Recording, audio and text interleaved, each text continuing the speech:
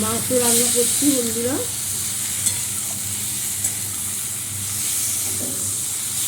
মাংসটা খিচুড়ি দিয়ে সেদ্ধ করে নিয়েছি, আর এখানে পেঁয়াজটা বেরেস্তা করে নিয়েছি।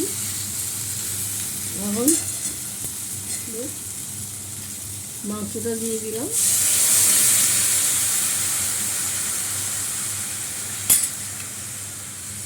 আলুটাও দিয়ে দিচ্ছি।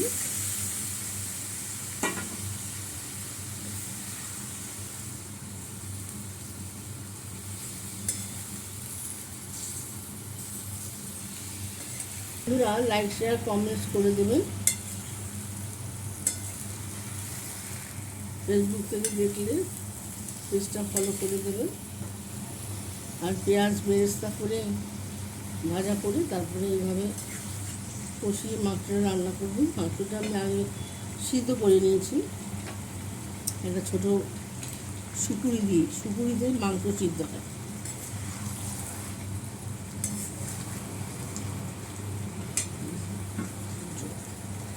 অল্প করে চিনি দিয়ে দিলাম। আমার শাশুড়ি এইভাবে রান্না করতেন, আমার শাশুড়ি হাঁড়িতে রান্না করতেন।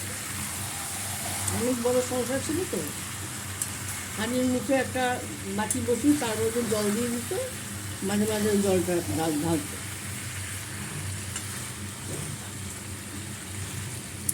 পেঁয়াজ বেরেস্তা করে আমার মাংস কষানো হয়ে গেছে।